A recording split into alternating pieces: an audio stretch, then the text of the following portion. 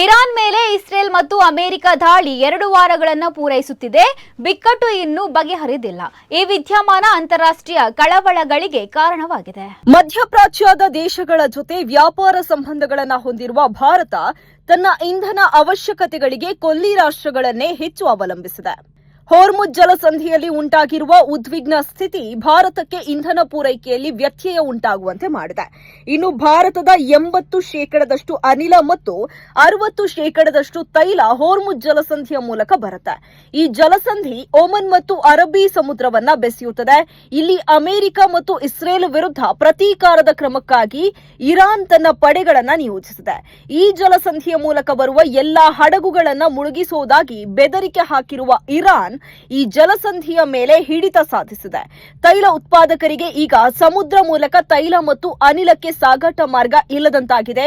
ಈ ಜಲಸಂಧಿಯಲ್ಲಿ ಸಾಗುವ ತೈಲ ಟ್ಯಾಂಕರ್ಗಳಿಗೆ ಶಿಪ್ಪಿಂಗ್ ವಿಮಾ ಕಂಪನಿಗಳು ಯುದ್ಧಾಪಾಯ ವಿಮಾ ರಕ್ಷಣೆಯನ್ನ ನೀಡಲು ನಿರಾಕರಿಸ್ತಾ ಇದೆ.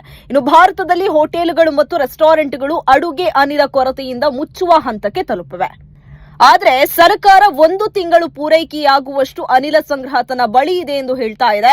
ಜನ ಶಾಂತಚಿತ್ತರಾಗಿರುವಂತೆ ಹೇಳುತ್ತಿದೆಯಾದರೂ ಕೊರತೆಯ ಆತಂಕ ಜನರನ್ನ ಬಾಧಿಸುತ್ತಿದೆ. ಪ್ರತೀಕಾರ ದಾಳಿಯನ್ನ ಸಮರ್ಥಿಸಿಕೊಳ್ಳಲು ಇರಾನ್ ಸ್ವರಕ್ಷಣೆಯ ತಂತ್ರ ಬಳಸುತ್ತಿದೆ. ಯುದ್ಧವನ್ನ ಕೊನೆಗೊಳಿಸಲು ಅದು ಜಲಸಂಧಿಯನ್ನ ಬಳಕೆ ಮಾಡುತ್ತಿದೆ. ಇರಾನಿನ ಈ ತಂತ್ರ ಫಲ ನೀಡುವಂತೆ ಕಾಣುತ್ತಿದೆ. ಇನ್ನು ಇರಾನಿನ ಇಸ್ಲಾಮಿಕ್ ರೆವಲ್ಯೂಷನರಿ ಗಾರ್ಡ್ ತೈಲ ಬೆಲೆ ಬ್ಯಾರಲ್ಗೆ $200 ತಲುಪಬಹುದು ಎಂದು ಎಚ್ಚರಿಸಿದೆ. ಕೊಲ್ಲಿ ರಾಷ್ಟ್ರಗಳಲ್ಲಿ ಭಾರತದ ಅಂದಾಜು 9 ಮಿಲಿಯನ್ ನಾಗರಿಕರು ಇದ್ದಾರೆ. ಇವರು UAE, Saudi Arabia, Qatar, Oman, Kuwait ಮತ್ತು ಬಹ್ರೇನ್ಗಳಲ್ಲಿ ಹರಡಿದ್ದಾರೆ. ಯುದ್ಧ ಮುಂದುವರೆದರೆ ಭಾರತಕ್ಕೆ ಇಲ್ಲಿಂದ ಜನರು ಕಳುಹಿಸುವ ಮೊತ್ತ ಕಡಿಮೆ ಆಗುತ್ತೆ. ಇಲ್ಲಿಂದ ವಾರ್ಷಿಕ $50 ಬಿಲಿಯನ್ ನಷ್ಟು ಮೊತ್ತ ಕಳುಹಿಸಲ್ಪಡುತ್ತೆ. ವ್ಯಾಪಾರ ಸಮತೋಲನಕ್ಕೆ ಸಹಾಯ ಮಾಡುವ ಈ ಹಣಕಾಸು ಸ್ಥಗಿತಗೊಂಡ್ರೆ ಪಾವತಿಯ ಮೇಲೂ ಪರಿಣಾಮ ಆಗಲಿದೆ. ಇಷ್ಟೊಂದು ಅಗಾಧ ಪ್ರಮಾಣದಲ್ಲಿ ಜನರನ್ನ ಮರಳಿ ದೇಶಕ್ಕೆ ಕರೆತರುವುದು ಬಹಳ ಕಷ್ಟದ ಕೆಲಸ ಎನ್ನುತ್ತಾರೆ ಭಾರತದ ಮಾಜಿ ರಾಯಭಾರಿಯೊಬ್ಬರು. 1991ರಲ್ಲಿ ಕೊಲ್ಲಿ ಯುದ್ಧದಲ್ಲಿ ಭಾರತ ತನ್ನ ನಾಗರಿಕರನ್ನ ಯಶಸ್ವಿಯಾಗಿ ಮರಳಿ ಸ್ವದೇಶಕ್ಕೆ ಕರೆತಂದಿತ್ತು.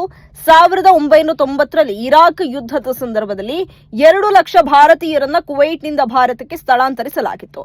ಆದರೆ ಈ ಬಾರಿ ವಿಸ್ತಾರವಾದ ಭೂಭಾಗ ಯುದ್ಧ ಪೀಡಿತವಾಗಿದೆ. ಸ್ಥಳಾಂತರಿಸಬೇಕಾದವರ ಸಂಖ್ಯೆಯು ದೊಡ್ಡ ಪ್ರಮಾಣದಲ್ಲಿದೆ.